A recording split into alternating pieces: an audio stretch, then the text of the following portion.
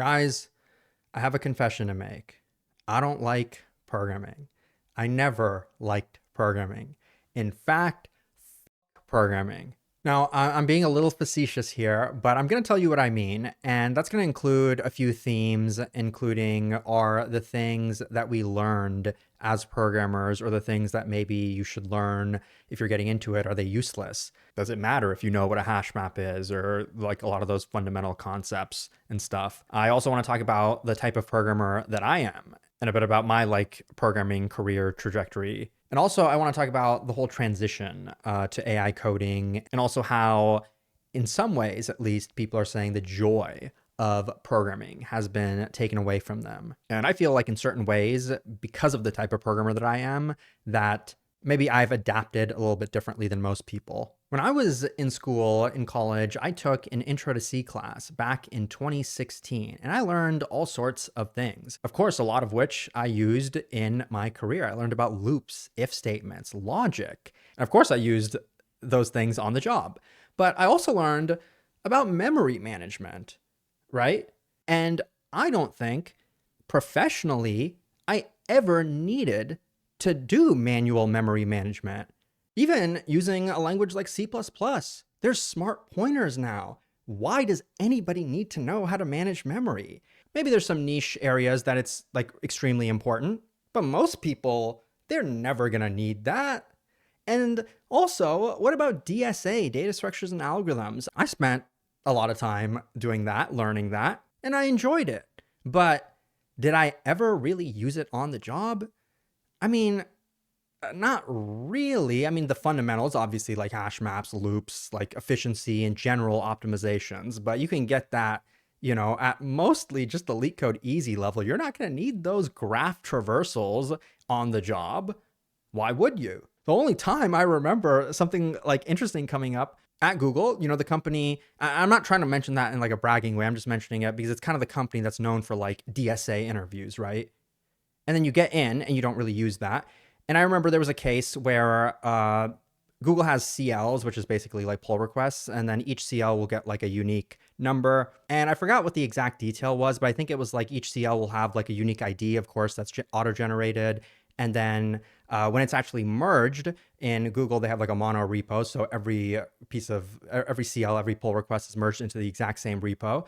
And I was asking like a question about like something about the CL number conflicts. I don't remember the exact details, but basically what he said was, yeah, these are monotonic increasing so that there won't be conflicts or issues. And you'll know which CL was merged before the other one. And when I heard that, I was like, holy shit, did he just say? And this was actually like right before I left. And he said it. And I was like, monotonic increasing, like, hey, DSA, right? But for the most part, like those concepts really were not needed.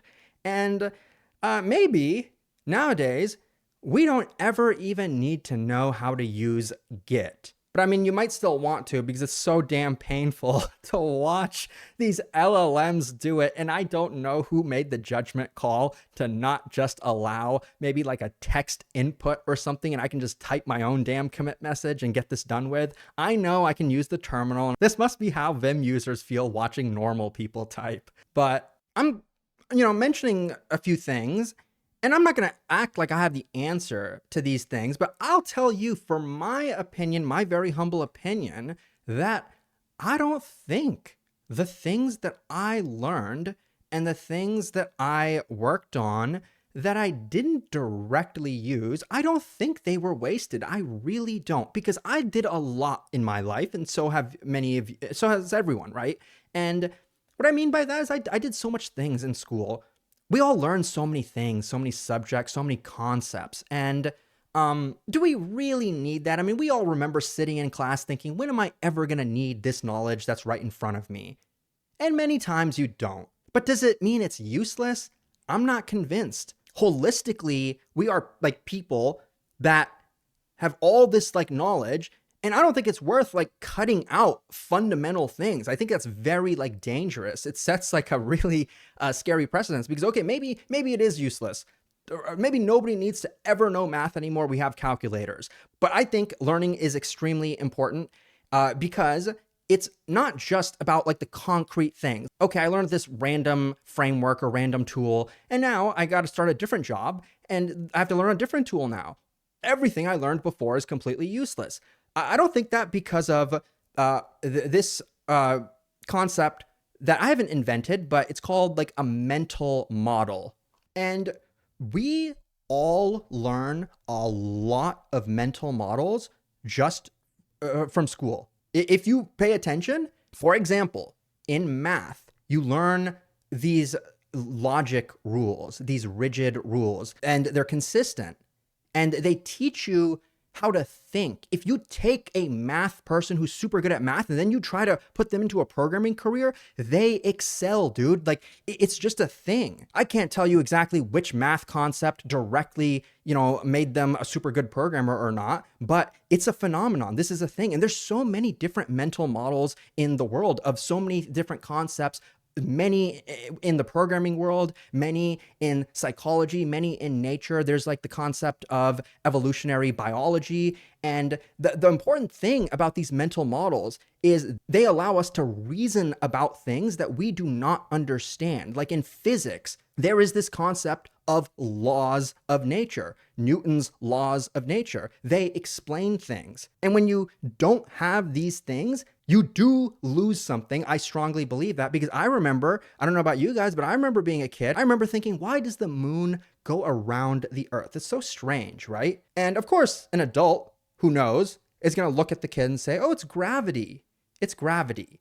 Gravity is just a word. That doesn't really explain anything. Newton's laws explain it. An object in motion will stay in motion. And the beautiful thing about these mental models is Newton's laws, they don't just explain why the moon goes around the earth. It explains so many things. And when Einstein, went on top of the things that Newton did, he had to deeply understand the mental models that Newton did, right? That he created. And so it turned out that certain things that certain things about Newton's theory of gravity were wrong. But was it useless? Obviously not. But anyways, I could ramble about this literally all day. So I'll move on to the type of programmer that I am. And I'm about to make a very offensive statement to a lot of people. I know that. And I'm going to say it. I was the type who got into programming for the money. I did. I got into FANG for the cash. I really liked math and physics, so I actually studied electrical engineering when I first started in college, but they required me to take a programming course, which I wasn't happy about, and it was Intro to C. And I really wasn't excited about it. I really struggled with it. Even just printf was really hard for me to wrap my head around. I don't know why. I'm kind of a slow learner. But once, I think a month or two into the class, you learn about variables. You learn about the different types. You learn about if statements, loops, functions, reuse code. You learn about structs. And then there comes a moment where, for me, something just clicked. I realized that, wait a minute, these small number of primitives that are very logical and very consistent, actually, it's so few of them, yet they're so extremely powerful. They have the power of infinite complexity. These small primitives can create incredible software, operating systems, right? And that's what I loved about it. The same thing I loved about Newton's laws, that a small number of things can actually explain so much, that a small number of fundamentals have an incredible amount of power. So actually, I loved it. I loved memory management. But then I had to get practical. And then when I was looking at the job market, I was like, okay, well, I got to learn web development, right? Got to learn JavaScript, and I got to learn what an XHR is. And an XHR, an XML HTTP request, is named that, yet it's not necessarily an XML format, and it's not necessarily HTTP, and it's not necessarily a request. It could be a response too. An XHR could mean response. So as a person who likes logic and likes consistency, oh my God, you cannot believe how much web development pissed me off. I hated programming to an amount I cannot articulate. As much as I loved C and the primitive nature of it, I hated web development just as much for the same reasons, because it was kind of the opposite, right? So I did get a little bit jaded. I have talked about this before, but I was unemployed for like a year after I left Amazon. And during that year, let me tell you something. I did not do any sort of real development. All I did for that year was make LeetCode videos in Python, only Python. And then I was lucky enough to get into Google. And when I got into Google, I did not do any Python. I did not do any DSA. But I also did pretty well at Google. I got promoted within a year. And I think obviously the fact that I have a CS degree and I didn't cheat through that degree, I actually did learn the fundamentals and the important stuff. That did help me a great deal. And the fact that I was still thinking like a programmer, doing DSA videos, and also kind of communicating my thoughts, I think that helped me a lot. And then so at Google, I was what I would call a copy paste programmer. And I'm embarrassed to admit it, and I know I'm not doing myself any favors by admitting that, but I was just so lazy because a lot of the work at Google is not that interesting. You're not doing a lot of the fun, interesting computer science concepts that I enjoy. Development just looks very different there. And I wasn't really enthusiastic about learning all those internal tools and stuff like that, but I still did it. Basically, most of the code, you know how people say that with AI coding, most people aren't handwriting code anymore? Baby, I was not handwriting code for a long ass time. I mean, not literally, but for example, like, back in 100 years ago when Stack Overflow was a thing, a lot of people were the types of programmers that they would just, if they had a question, they just blindly open up Stack Overflow, copy and paste a code snippet into their code, maybe change some variables around, and then they're good to go. Maybe they didn't even fully understand that piece of code. I kind of did that at Google. They don't have Stack Overflow, but they have like their internal mono repo, which is like in code search. And so I would just, okay, I needed to use this library. I could use the document. I could go read the documentation. The documentation sucks ass at Google. So screw it. I'm just going to go into the code base, find somebody else who used this API, copy and paste their code, try to understand it a little bit, change my variables around, and I'm good to go. And so even though I'm the type of person who likes to go deep into things, I like to do a small number of things and do them extremely well and extremely thoroughly and extremely deep. But that's not the nature of being a programmer in most jobs, including at Google. Because let's say, you have like one document you're trying to learn about this tech that you're using, right? That document is going to link to like 5 others. Those documents are going to link to 5 others and 5 others, right? You could spend your whole life doing a depth first search, trying to read all those documents, and you still won't get anywhere near to completing your task, right? So what I did at that point is I'm like, as much as I want to learn all these things, I'm just going to do my job and I'm going to get my work done. And so rather than focusing on like the joy of programming, I focused on just trying to be good at my job. And I sacrificed the joy of programming in that moment just to be better at my job. And I accomplished that. I was lucky enough to be promoted in a year, which I think is like top 5 percentile at Google from like L3 to L4. But I'm not going to act like it's because I'm a genius. I think it's just because I made certain choices and I did have some luck as well. So now that we're seeing this big transition to prompting LLMs and then waiting for them to fix something, which they're pretty good at nowadays, you still kind of have to be a programmer, I think, to get a lot of the value out of them. So for a lot of people, it's just not as enjoyable as it was before. And I think that matters. That definitely matters because I think joy matters a lot. For example, you guys know Jared from Bun?